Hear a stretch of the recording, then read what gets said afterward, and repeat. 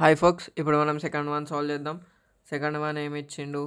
Given that p of x equals to X square plus 3x plus 4 find the value of p of 0 అన్నాడు. p of 0 equals to X ప్లేస్లో 0 పెట్టుకోవాలి. ఇట్లా over writings అయితే ఉండకుండా చూసుకోండి. For p of 0 అని చెప్పి p of 0 equals to 0 square plus 3 of 0 plus 4. So 0 plus 0 plus 4, 4. p of 0 equals to 4. నేను ఏం చేస్తా, ఈడనే సైడ్కి పెట్టుకుంటా.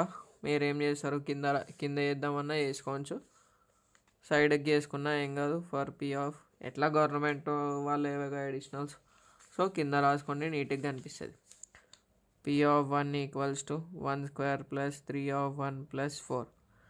1 స్క్వేర్ అంటే 2 రాస్తారు, కాకపోతే 1 స్క్వేర్ అంటే 1 2 టైమ్స్ ఉంది. సో 1 1 ఎంత 1. ఒకసారి అన్ని రాసినాక క్రాస్ వెరిఫై చేసుకోర్రి, ఎందుకంటే తప్పులు ఉంటే మొత్తం ప్రాబ్లమే కొట్టేసి మళ్ళీ లాస్ట్కి వేసుకోవచ్చు. లాస్ట్కి ఏం చేయాలి? There four p of 0 equals to 4, p of 1 equals to 8. నువ్వు ప్రాబ్లం ఎట్లా చేసుకున్నా నీట్గా చెయ్యి, ఇట్లా ఓవర్ రైటింగ్స్ ఉండొద్దు.